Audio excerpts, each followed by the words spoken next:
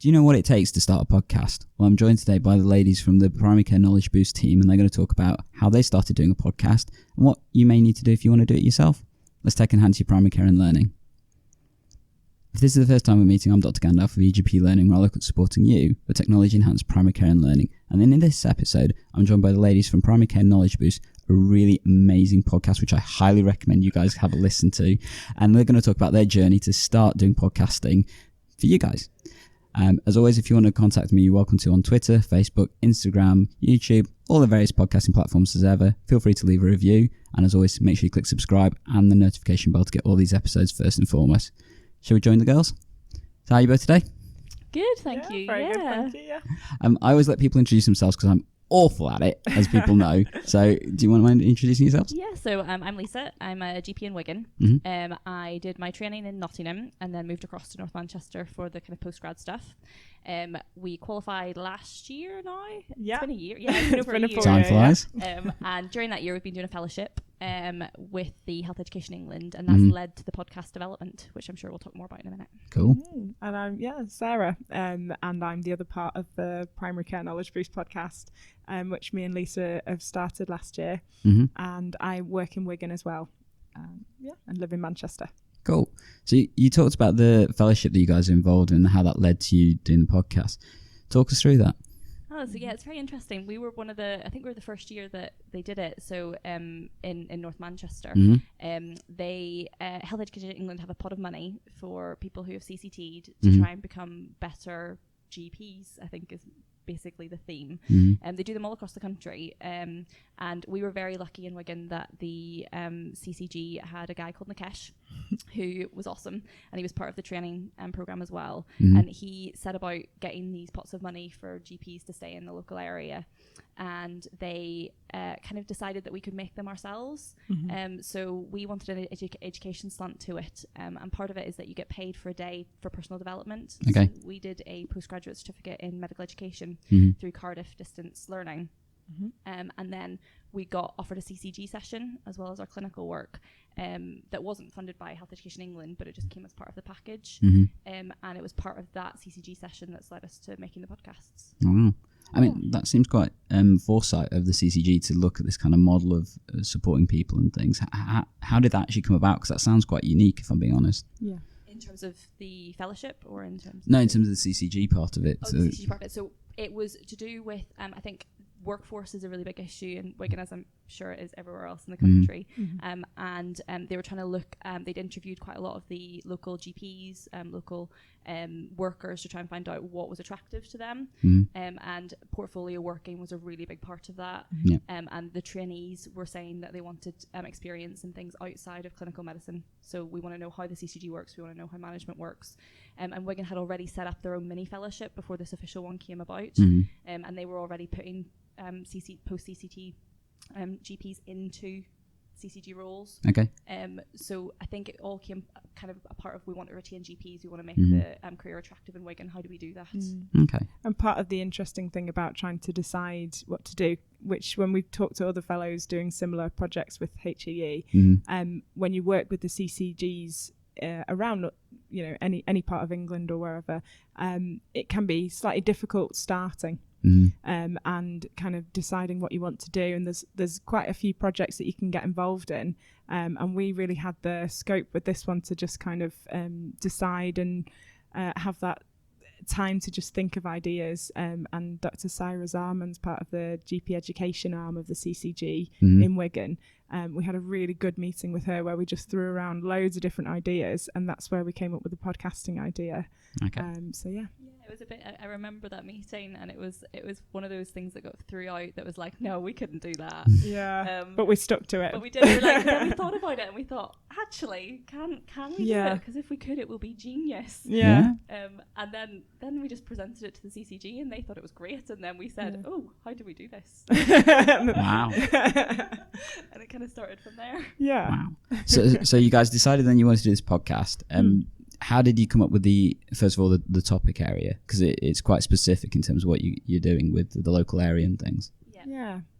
So yeah, we both love education. So the idea of speaking to clinicians talking about their areas of interest. So secondary care clinicians, consultants came out quite early, and to think about how to align the podcast to the CCG's areas of interest, we thought about maybe targeting our GP education around areas of high referral rates from general practice into secondary care.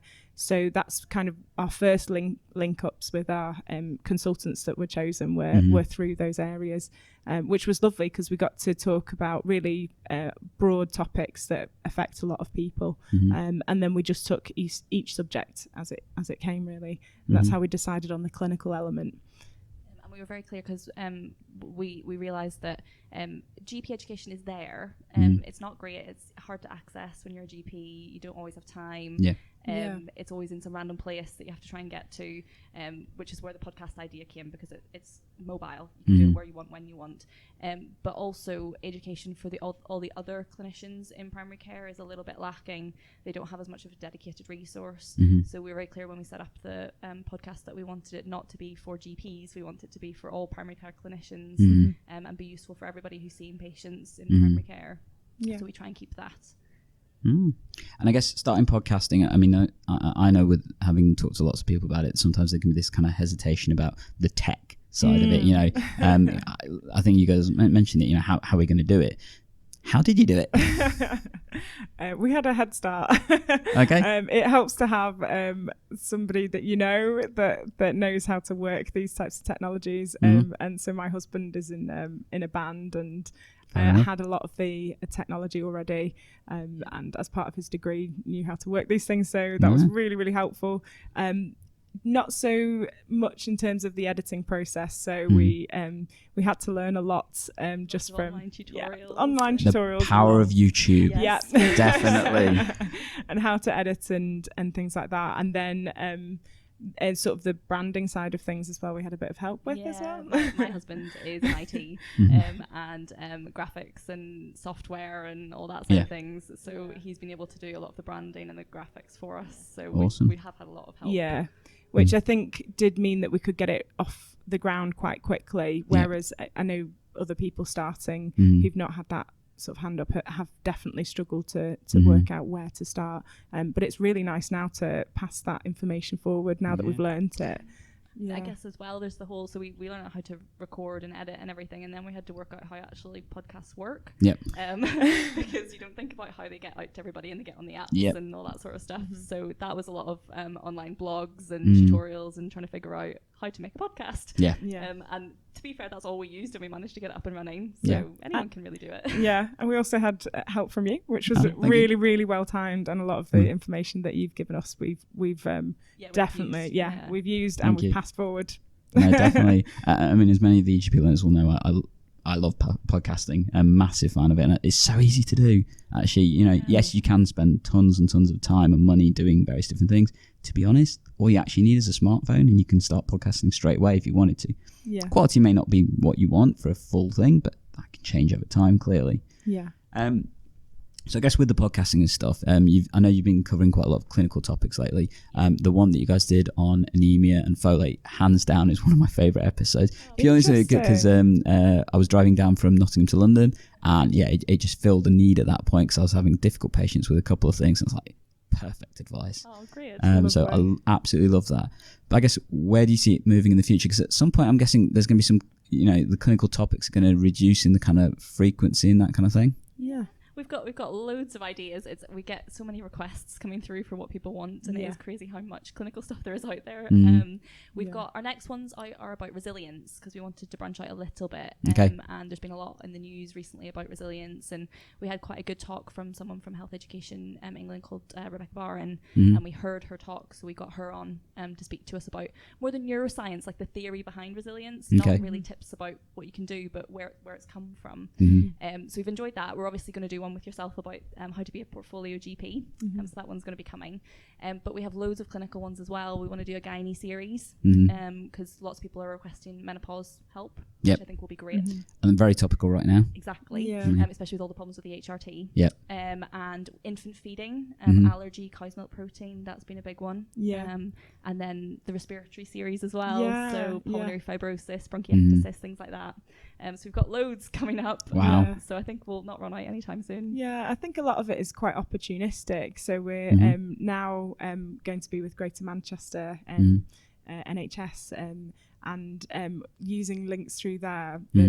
You've just got access to a great wealth of information, which is one of the things we're talking about. The clinical side of things is you've got either GPs with special interests, or you've got consultants who've got this like massive range of information that's just so great to give it a platform, and so this possibilities are endless. So sort of just linking in with people and kind of deciding what's appropriate when is part of it. And I think this year, though it's opportunistic, sort of sitting down and getting a bit of a schedule together would be really really good. Cool. Yeah, Okay. looking forward to it. So I guess if you had the opportunity to go back in time and kind of start again, is there anything you do differently?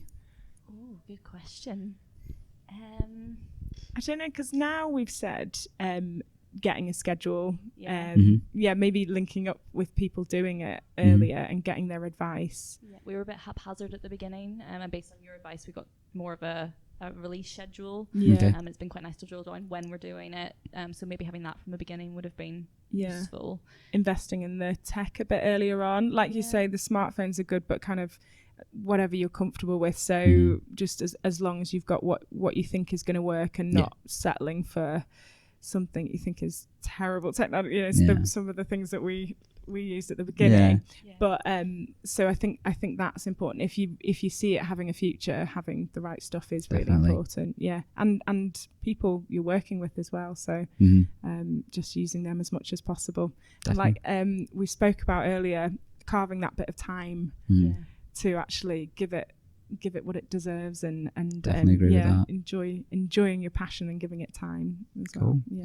I guess I have a couple of questions I always ask everyone that comes onto the podcast and stuff. So what is your favorite clinical work-based app?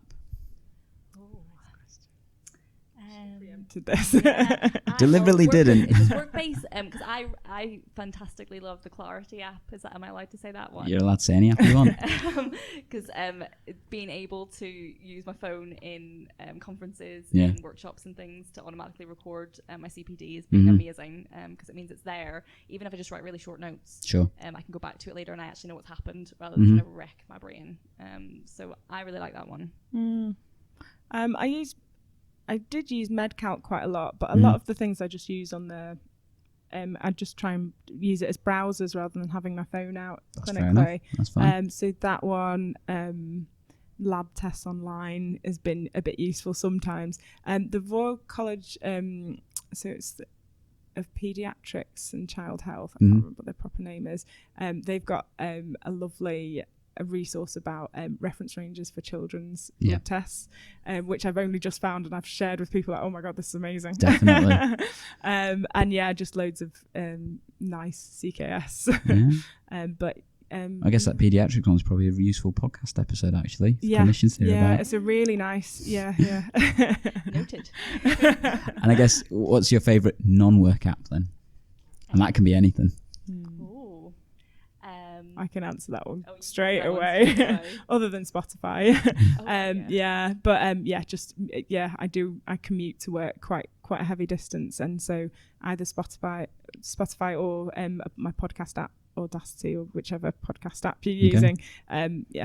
Just loving the different varieties of podcasts out there, as well as music. Very important. Spotify is probably one of my most used. Twitter, I use that quite a lot. You mentioned I listen to quite a lot of audiobooks on my commute. So that app gets used a lot as well. I'd say they're probably my top 3. Okay. And the other question I ask, which interestingly was recently featured in an article about the top 19 questions to ask for a deeper conversation and stuff. You're the first people I got to ask since that came out. So imagine you got to meet the Secretary of State for Care and Health and Social Care tomorrow, and he said to you, I'm going to give you £100 million and you have to spend it on health tech. All the red tape's gone. Don't have to worry about it, but it has to be spelt on health tech. What would you spend it on? Well, obviously ourselves. Podcast for everybody. No, let me think. I think the from earlier because we're speaking at the conference this weekend, the integrated notes would be fantastic. The amount of time that is wasted on letters that are not arriving, chasing, the fact that I've got no idea what's happened to my patient in hospital, me trying to find out by ringing the patient who doesn't know. If everything was just in one place, I think it would make life so much easier. Sure. Yeah, that's a good answer. Yeah, I have to think about that really heavily. Ooh. I was just thinking about it around kind of CPD and things, but yeah, within primary care, I think like Helen Stokes Lampard has just said, getting the basics right is so important, and we have not got that right quite yet in general practice. Definitely agree with that. So getting those bits right, I think you're right. Just a joined up level of care. I mean, yeah, my husband laughs at the IT that we've got in general practice. I think many of us laugh, but more with intruded, more just can't believe how bad it is, isn't it? In terms of it. The problem is we've accepted that as a normal. Yeah, no, agree, and that's part of the problem, I think, as well. Yeah. But hopefully we'll see change. The new GPIT's futures element in terms of interoperability hopefully will finally fix things. I don't know. Have to wait and see, but at least it's on the agenda. It's on the agenda, and it is looking brighter from what I'm hearing. GP Connect in particular looks slightly better than what we've had in the past, so hopefully we will see some change and stuff. Cool. Well, thank you, ladies, for joining us. And for our listeners, in case you didn't realise, we've recorded this at the RCGP conference. So we're about to go listen to more speakers and stuff, but it just shows that you can kind of do this thing anywhere. So definitely to exemplify the work that you guys have been doing. For our listeners, definitely please go subscribe to the Primary Care Knowledge Boost. I've been talking about it for a while. It's one of my favourite podcasts, and particularly from a clinical perspective. And I'll even go out there and say it's better than the RCGP ones. Outrageous. They were really good. They've kind of gone a little bit, I don't know, I think they've focused more on fringe topics a little bit more lately, but what I really love about yours is not only the clinical content, but definitely you guys have got great rapport when you're talking, and that's what comes through, and really appreciate the work you've been doing. Highly recommend, like I said, all of our listeners to go out, subscribe, listen to it, and hopefully you'll find it's just as good as I think it is as well. Thank you so much. That's really kind. As always, guys, if you're listening, feel free to subscribe and click on any of the links down below. They'll all be there in terms of the podcast and the other kind of stuff, as well as we're on Facebook, Twitter, LinkedIn, Instagram, YouTube. I keep going through this. Loads of platforms in there. Definitely make sure you leave a review. We'd love to hear what you guys think of this episode. And as always, subscribe and click on the bell to make sure you're notified of all these episodes first and foremost. And we'll catch you in the next episode.